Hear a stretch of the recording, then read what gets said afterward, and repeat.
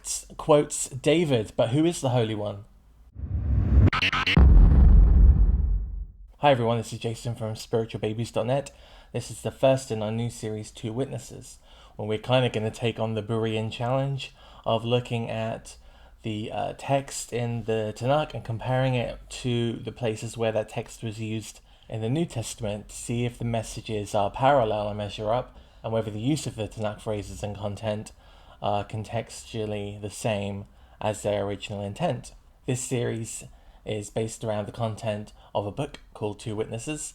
A link to buying this book you can find underneath, and it's been made with the permission of the author, which we're very grateful for. You should definitely go and buy this book. It's really good. Like I said, the links are below. You can find this on Amazon. Today we're going to be looking at two lines from Psalms which are cross-referenced 2 or 3 times in the Christian Bible.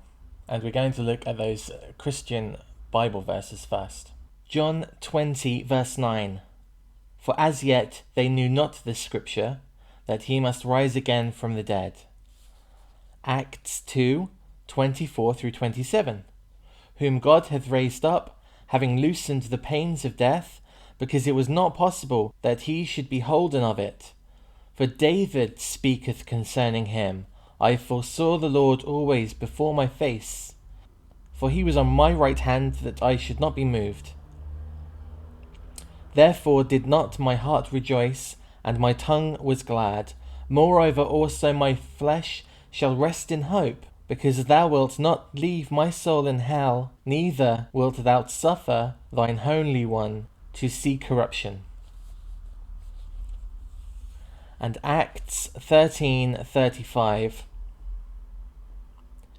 Wherefore he saith also in another psalm, Thou shalt not suffer thine Holy One to see corruption.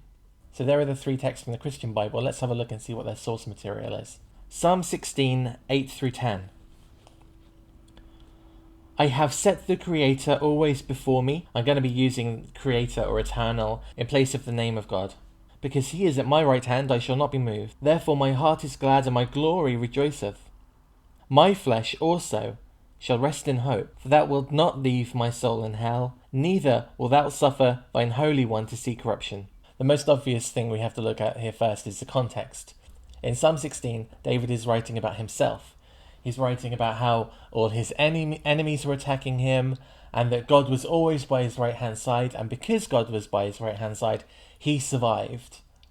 And he also speaks about his hope and faith in a resurrection, that his body won't see corruption, and that he'll be raised from the dead in the resurrection. But in the Christian texts, we see that the context of those verses aren't about David at all. They're speaking solely about Jesus, and they're trying to use this psalm to say almost that David's making a prophecy about Jesus. Is this possible? Let's have a look. Psalm 16, 8 through 10 again, and I'm going to emphasize some words this time around. I have set the Eternal always before me, because he is at my right hand, I shall not be moved. Therefore my heart is glad, and my glory rejoiceth. My flesh also shall rest in hope, for thou wilt not leave my soul in hell, neither wilt thou suffer thine Holy One to see corruption. Alright, so one of the most popular arguments here from Christian sources is that Holy One is a complete and utter reference to Jesus of, who else is holy? Well, let's have a look at who else is holy. When David makes a reference to the Holy One, he's speaking about himself, but how do we know that's true? Well, there are a couple of references that are going to tell us why and how David uses the term Holy One.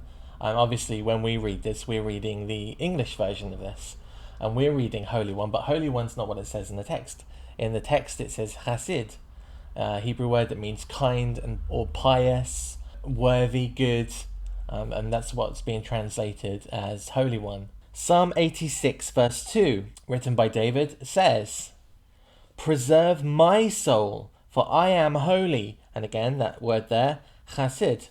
Psalm 89:19, When thou speakest in vision to thy Holy One, and again, holy, Hasid, and that's God speaking to David in 89, and God preserving David's soul in 86. One other little thing to remember here, and to be on the lookout for is the use of bold or capitalized text in the Christian Bible.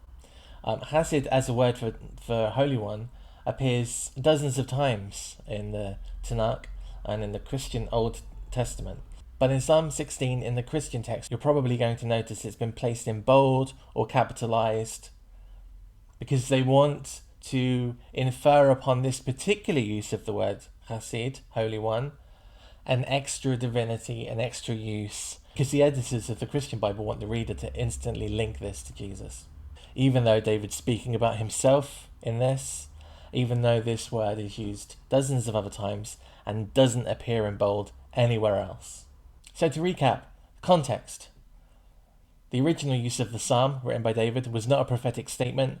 It was his outpouring of personal information and revelation concerning his faith in the resurrection of his body.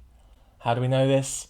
Because he writes about himself in the first person through the whole psalm.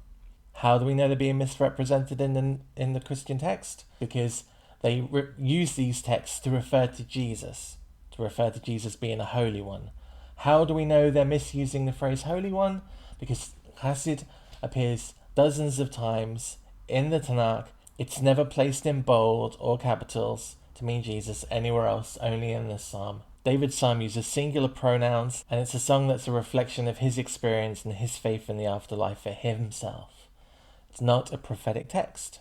So that's this show over. That's Psalm 16, 8 through 10. If you've got any comments, please leave them below. If you enjoyed this video, please like it and share it with your friends.